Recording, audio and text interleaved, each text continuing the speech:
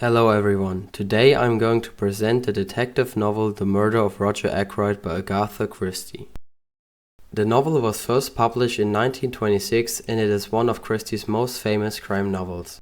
It is a classic whodunit, which means that the story is built around one main question: who committed the murder? Agatha Christie was born in 1890 and died in 1976. She is often called the Queen of Crime because she wrote many successful detective novels and created very famous detective characters, especially Hercule Poirot or Miss Marple.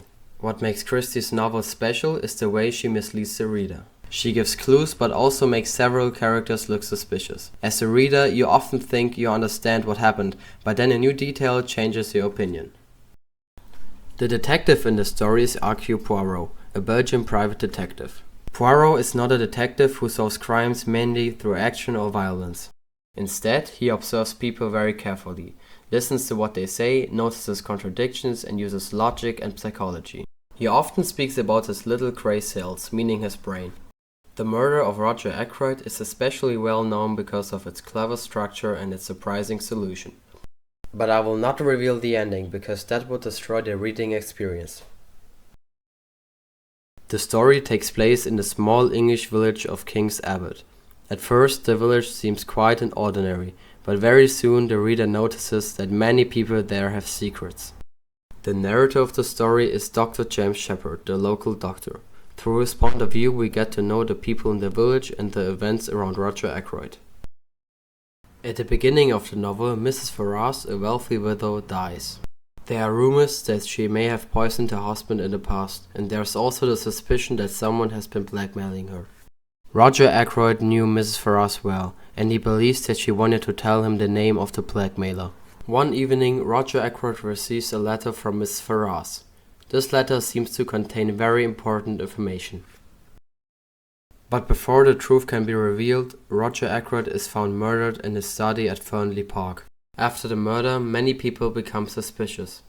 Ralph Payton, Ackroyd's stepson, is especially important because he has money problems and disappears after the murder.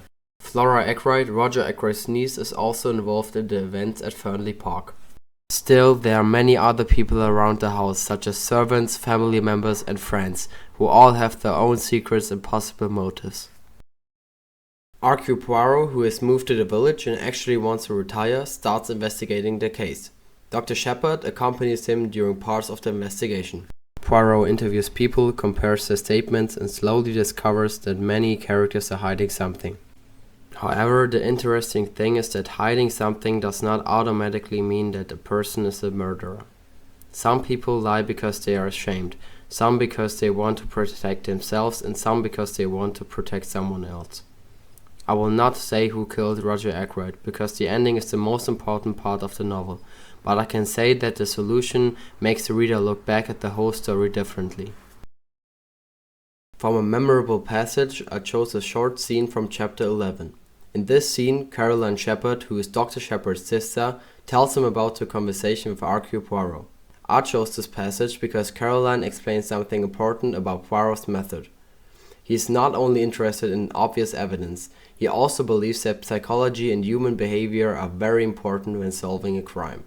Now I'm going to read the passage from page 141. I was able to set Mr. Poirot right upon several points. He was very grateful to me. He said I had the makings of a born detective in me, and a wonderful psychological insight into human nature.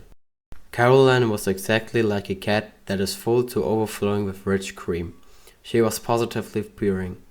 He talked a lot about little gray cells of the brain, and of her functions. His own, he says, are of the first quality. This passage is memorable because it shows Poirot's way of thinking. He does not just look for physical clues. He pays attention to people, to their behavior, and to the things they say or do not say. The phrase psychological insight into human nature is especially important because it shows that Poirot solves the case by understanding people. The reference to his little gray cells also shows his famous method. He uses his brain, logic, and careful observation. That is why this passage fits the novel very well. The whole story is not solved through action, but through thinking, details, and understanding human behavior. For me, The Murder of Roger Ackroyd was a true reading experience because it made me think while reading. I was not just following the story, I was constantly trying to solve the mystery myself. One thing I liked was the atmosphere of the village. King's Abbot seems peaceful on the outside, but behind this calm surface there are many secrets. This contrast makes the story more exciting. The village is small, so the characters know each other, but at the same time they do not really know the truth about each other. Another important part about the reading experience was the suspense. Agatha Christie does not create suspense through many action scenes. Instead, she creates suspense through questions. Why did Miss Ross die? Who was blackmailing her? What was written in the letter? Why does Ralph Payton disappear? And who had a reason to kill Roger Ackroyd? These questions make the reader continue reading. Every time one question seems to be answered, another question appears. That makes the novel feel like a puzzle. I also found it interesting that many characters seem suspicious at some point. For example, Ralph Payton has money problems and disappears, so naturally the reader suspects him. But other characters also behave strangely or hide information. This makes it difficult to decide who is guilty. What I liked about this is that Christie shows that people can have secrets without being murderers. In the novel, lying does not always mean that someone committed a crime. Sometimes people lie because they are embarrassed, afraid, or loyal to someone else. This makes the story more psychological and more realistic. Hercule Poirot also made the book interesting for me. He is very calm and controlled, even when the people around him are confused or nervous. He does not immediately explain everything he knows. Instead, he collects details and waits until the picture becomes clear. This makes him mysterious as a detective, because the reader often feels that Poirot understands more than he says. Another important aspect is the narration by Dr. Shepard. Because he tells the story, the reader experiences the case through his eyes. This makes the novel feel personal and close to the events. We see the village, the suspects, and Poirot's investigation from his perspective. At the same time, this also made me think about narration in general. When a story is told by one person, we depend on that person's version of the events. We only know what the narrator tells us. That makes the reading experience more intense, because we have to pay attention not only to what happens, but also to how it is told. I think this is one of the reasons why the book is still famous today. Even though it was written in the 1920s, the mystery still works. The setting may feel old-fashioned, but the main ideas are still interesting. Secrets, guilt, trust, lies, and the question on how well we really know other people. For me, the strongest part of the novel was that it made me change my opinion several times. I suspected different characters while reading, and I tried to connect the clues. The ending was surprising, but it did not feel random. It made sense when I look back at the story. That is what makes a good detective novel for me. The solution should surprise you, but it should also be logical. After finishing the book, you can think back and notice that Christie had placed important details in the story from the beginning.